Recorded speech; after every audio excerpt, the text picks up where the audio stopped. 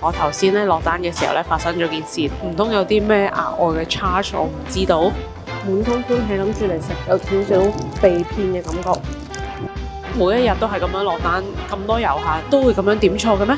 都有啲誇張嘅，我覺得。難怪京都人咁唔中意遊客嘅。其實之前一路咧都冇拍京都啦，因為京都咧，對於我自己嚟講咧，個好感度唔算話好高嘅，即係外國遊客唔知點解特別嚮往呢種傳統日式嘅小城鎮㗎嘛。即係以前嚟過京都咧都已經好多人㗎啦，而家嘅京都咧係直頭逼到，我覺得係甚至係有時比大阪咧更加密集嘅。所以對於我自己嚟講咧，我又唔覺得京都對我吸引力係好大，所以之前咧我一路都冇乜特別話想嚟京都度拍啦。加上我覺得咧，京都個交通方式咧唔係話太方便嘅，因為佢嘅地鐵得2條線啦。咁佢個地鐵唔發達嘅時候咧，大家都要搭巴士啦。之前咧，京都已經有講到唔準大家再攞篋上去巴士度啦。佢門口都其實都已經貼住個貼紙，就話大型嘅行李咧係唔可以搭巴士嘅。咁但係你要知道咧，啲外國遊客係唔會理噶嘛，即係佢拎住個篋。咁佢就當唔知咁樣繼續逼上架車啦。最近呢幾日搭巴士咧，落車嘅時候咧，基本上每次去到山門咧，我都未去到落車嗰個位，因為啲篋已經逼住晒，你行唔到路咁滯啦。我要叫住司機啊，我未落車啊，我要落㗎，唔好意思啊，即係我要同佢講，我先至會落到車咯。所以我覺得太困擾我啦。即係大家如果要嚟京都嘅話，要了解一下個交通先至嚟。即係好似頭先啦，我搭巴士，你見到個巴士站咧，已經其實有好多日本人排隊等緊上車啦。京都個巴士咧，其實都係先落後上，咁通常咧個司機會停定咗，俾落車啲人落晒先，咁佢先至開中間嗰道門咧，俾大家上車嘅。頭先嘅情況就係有一啲日本婆婆咧，佢見到太多人啦，咁佢就已經唔上車，因為見到已經係逼唔到上去噶啦。咁但係又會有啲遊客咧，覺得你唔上車你就唔好阻住啦，跟住就推開晒啲人，自己衝上車。咁我係覺得有時喺日本咧，難怪京都人咁唔中意遊客嘅，就係太多呢啲旁若無人嘅事發生。我而家嚟到呢一間京都嘅 cafe 咧，叫 Warden Woods 啦。佢係喺一個住宅嘅小區入面嘅，即係隔離就係一個少少爛地嘅公園仔，跟住然後有好多好矮棟嘅民居嚟嘅。咁你幻想唔到喺一個咁樣嘅空間入邊咧，原來有一間 cafe， 坐低咗食嘢之後，原來都幾多人喎。咁佢嘅門口咧係完全揾唔到招牌嘅，我都係跟住 Google Map 行過嚟啦。咁離遠你見到一間白白地色嘅 building， 好似係一個商業啲嘅空間，唔係一個住宅喎。咁嗰度就係㗎啦，成個空間入邊，我諗係得呢間 cafe 啩，咁我應該冇走錯嘅。佢地面一層咧，佢就係賣嘢食嘅地方啦。正常上樓梯2樓就係啲堂食區啦。上到嚟咧，估唔到原來係幾級樓梯，好似一個 theatre 咁嘅形式，係冇台嘅，亦都冇話一張好 proper 嘅凳啦，即係大家就坐喺一級級樓梯上面食嘅。即係我而家身處呢個位置，中間就係一個空地咁樣。雖然咧，你見到我而家坐呢個位置咧，好似身後邊冇乜人啦，但係其實我嘅右手邊咧係坐咗非常多人嘅，所以我而家坐喺呢個 theatre 中間拍攝有少少尷尬。同埋咧，佢呢度係真係主要飲咖啡啦，即係如果你中意飲嗰啲手沖咖啡啊，要揀豆啊，要揀佢咩產地啊，精緻啲嘅咖啡嘅話咧，咁呢一間就係嗰啲咖啡店嚟㗎啦。咁佢個選擇都幾多嘅，你見到佢咧專門集中咗喺咖啡嗰度，反而嘢食嘅選擇咧唔係好多嘅。咁但係點解我無啦啦會想嚟呢一間？就係因為我上網見到。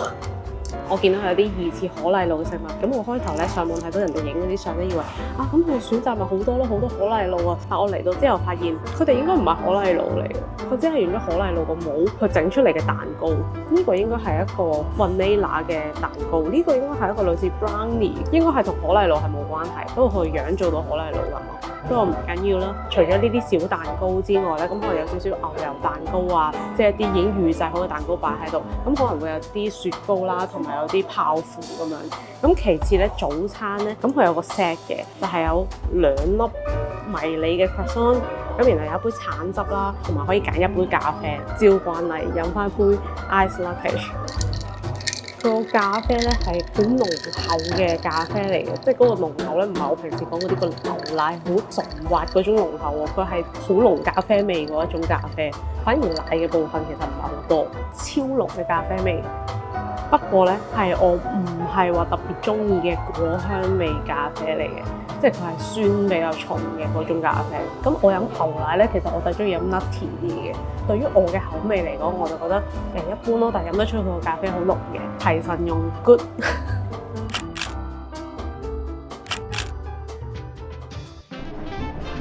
試下個包啦，普通嘅croissant咯，就唔係好好食麵包店嗰種croissant，有少少油膩，我覺得。croissant我唔會特別試，不過純粹見到佢早餐冇乜選擇，我先食。見到我身邊好多人有，因為其實我隔離係好多人嘅。咁我都試食一下呢一個唔係可麗露嘅vanilla蛋糕啦，就係普通嘅蛋糕仔咯。我對佢有好大嘅期望啊！滿心歡喜諗住嚟食到好多唔同口味嘅可麗露，但係原來佢只係可麗露造型，有少少被騙嘅感覺。呢個就係有椰絲嘅 brownie 咯，都唔係唔好食嘅，只係同我預期有少少分別。個 brownie 有少少甜，真係要夾住咖啡先掂。同埋我唔係特別中意食椰絲嘅人，佢喺個 brownie 度加咗海量嘅椰絲。因為我而家好早，而家10點鐘。如果我唔係咁早咧，可能其實我頭先見到佢唔係可麗露嘅時候，我會轉態，我可能會食雪糕之類，再加咖啡。咁但係10點鐘真係要食個早餐，所以食少少 solid 啲嘅嘢。大家都知道咧，每一年新年咧，我哋都會推出自己設計嘅利是封嘅。今年都會有3款新嘅設計嘅，趁住新設計都一齊推出啦。咁我哋都復刻翻一啲舊款嘅。咁但係咧就唔係每一款我都有再復刻啦。復刻款咧有7款嘅，大家可能之前見過殼啊或者年年有餘嗰啲咧，我哋就冇再復刻啦。咁但係因為咧達摩好受歡迎啦，咁所以今年咧都有繼續復刻嘅。舊年咧有聽到大家一啲 comment 啦，咁有啲客咧都會嚟到鋪頭度同我講就話，會唔會考慮大吉大利唔好用舊年嗰個藍色啊？因為可能始終有啲長輩咧會覺得藍色可能唔係好吉利喎，咁所以今年我哋復刻嘅時候咧，大吉大利呢一款咧，我哋換咗一個啡啡地紅紅地嘅顏色嘅，呢個可以當係一個半新嘅設計啦。咁至於財源滾滾啦，同埋豐衣足食呢啲款咧，就係沿用翻之前嘅設計嘅。咁至於舊年3款咧，都係沿用翻一樣嘅設計。咁舊年好受歡迎嘅貓肥屋潤啦，之前好快新年一出冇幾耐咧就已經賣晒啦。咁之後咧，其實我哋有偷偷地再印咗一次嘅，咁不過都好快賣晒。今年咧，大家如果真係好想買到貓肥屋潤嘅話咧，就記得嚟鋪頭啦，或者上網店度買啦。另外咧，迎春接福啦，同埋花開富貴咧，同樣咧都一樣有復刻嘅。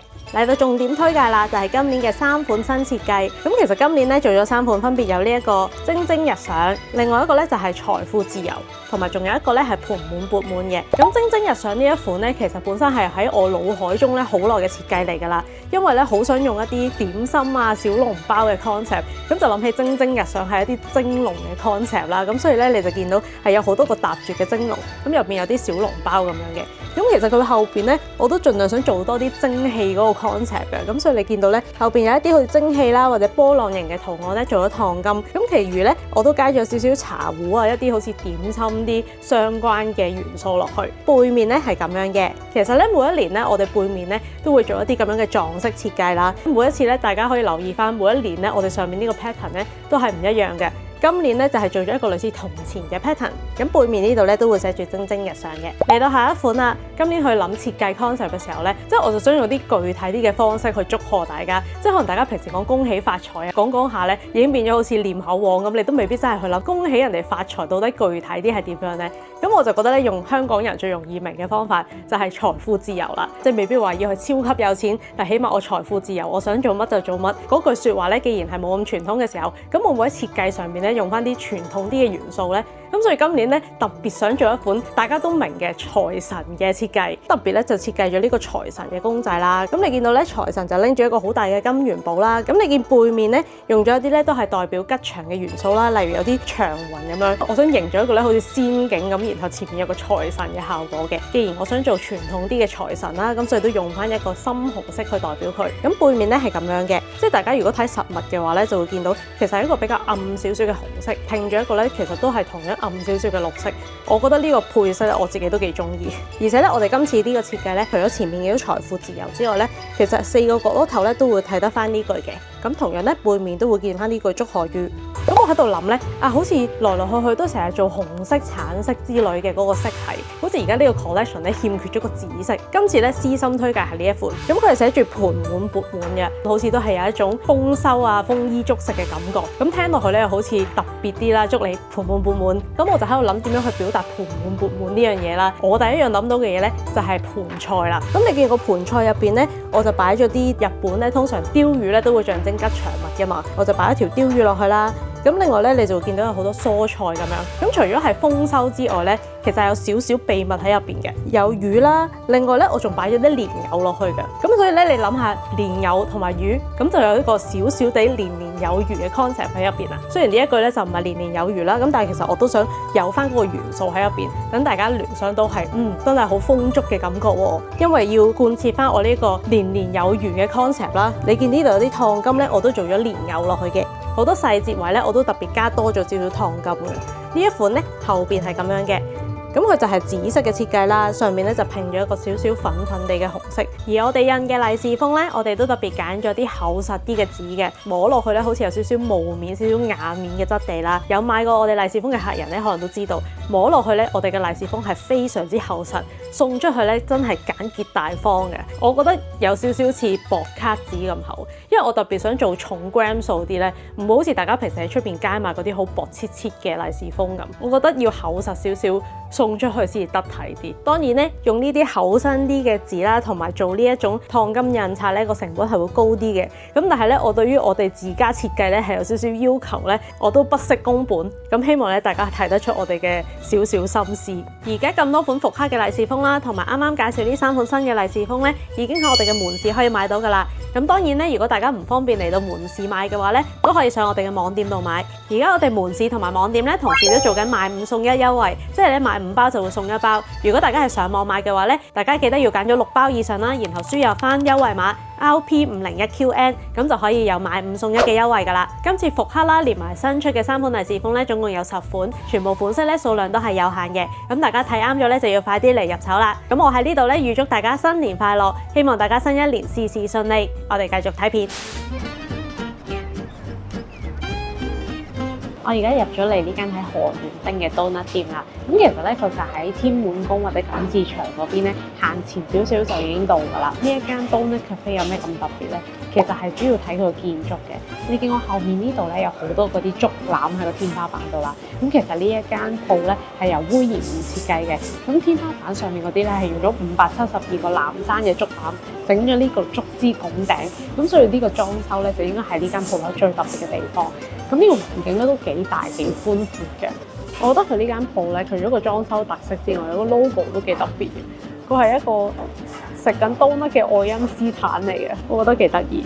呢間鋪頭個名咧就叫做 Koe Donut， 個位置咧唔難揾嘅，隔離好似都係一間酒店嚟嘅。行入嚟河園町呢一條新京極商店街，你應該一定會揾到。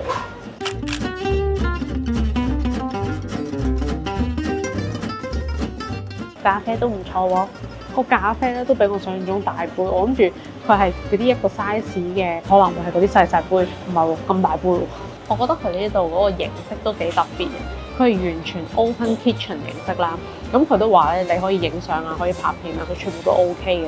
咁佢嗰啲職員咧，全部都着到好似實驗室嗰啲制服咁樣，所有裝飾啊、製作嘅過程咧，喺晒你面前會發生，好似一個實驗室咁，我覺得都幾得意。哦，所以佢嗰個 concept 就係愛因斯坦，所以實驗室嘅設計。呢一秒鐘諗到。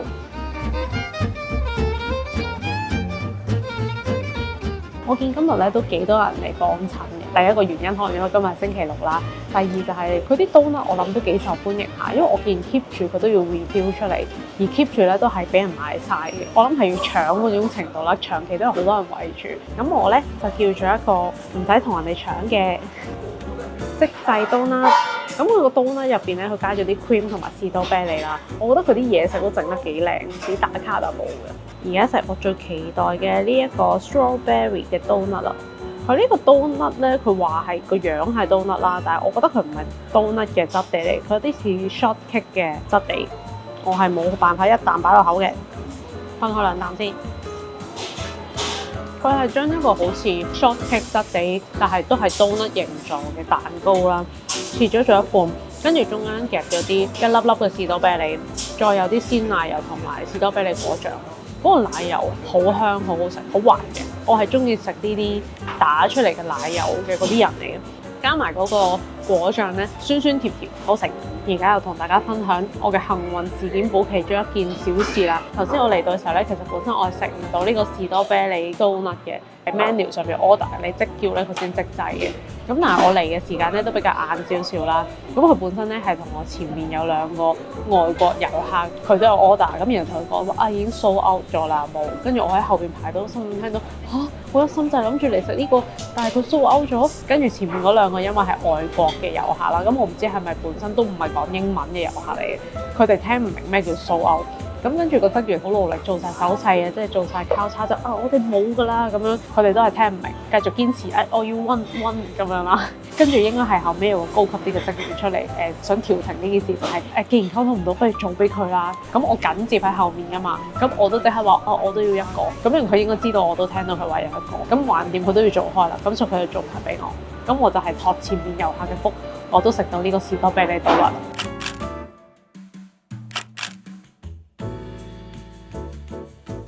佢有一啲佢自創出嚟嘅 donut， 例如呢一個，我唔知係咪因為京都嘅關係啦，佢想做嗰啲三色團子嘅 style， 但係佢咧係用咗啲 donut 波去做嘅。佢有好多個味道嘅，咁我今次揀呢個味道咧就係梅同埋煉奶。而家試食呢個扮三色團子嘅 donut 啦。我有一個好貼切嘅形容詞，完全絕對唔係貶義，係讚美嚟㗎。如果你想知道佢係咩味道，我就會話俾你知，佢係油尖多嘅味道咯。你幻想下就係牛油同埋一個梅味果醬、黃梅醬啊，即係以前有啲舊式嘅西餅咧，上邊咪有個梅嘅 jam 嘅，嗰個黃梅 jam 嘅味道，再加埋個 donut 做個麵包底 ，exactly 油尖多嘅味道。但我本人係好中意食油尖多嘅，尤其是咧佢奶油好足夠咧，我覺得幾正。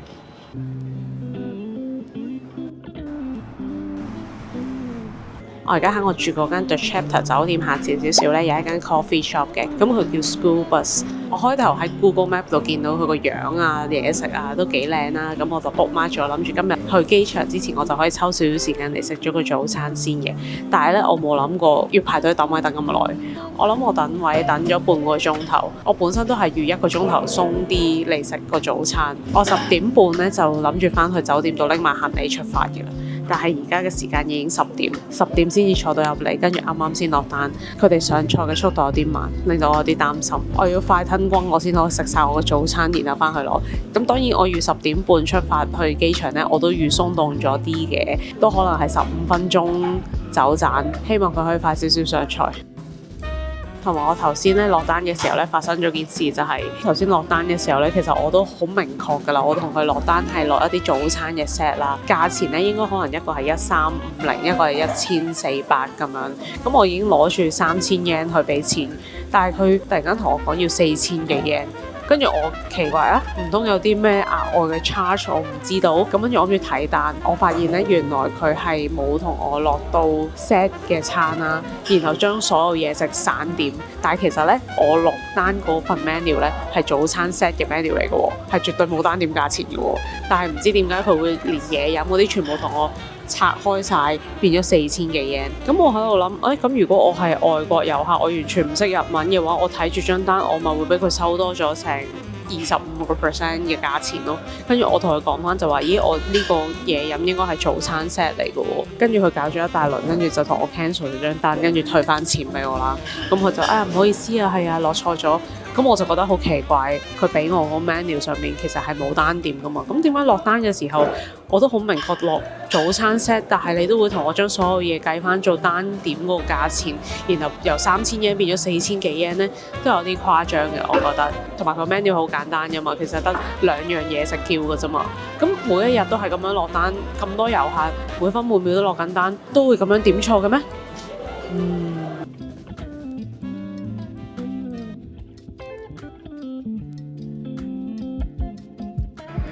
呢個我嘅 avocado toast， 即刻食俾大家睇啦，因為時間非常之趕。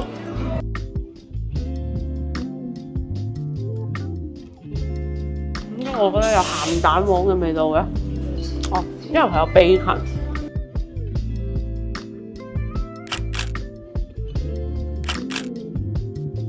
俾大家睇下佢隻杯。另外一個咧叫做一個有 bacon 嘅 French toast。French toast 個樣咧就冇話咁靚嘅，但我聞落去好香蛋香味。佢嗰兩個麵包咧，無論頭先個 toast 定係呢個 French toast 咧，都好柔軟啊！切開嘅時候個心好厚實嘅 French toast， 略嫌厚實咗少少，可以薄翻少少，因為入邊就係純麵包咯。我想佢可以包裹多啲蛋醬同埋蜜糖。我哋好快速食完我個早餐，陣間再講。